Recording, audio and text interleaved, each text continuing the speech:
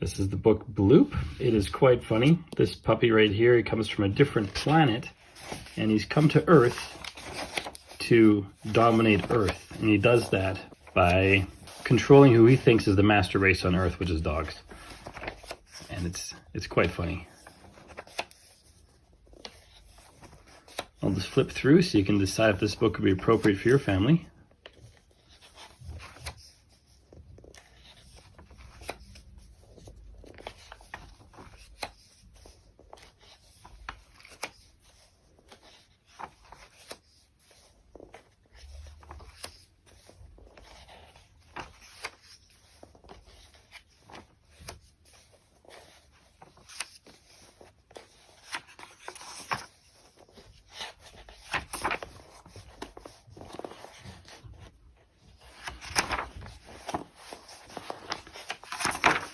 And that's the end.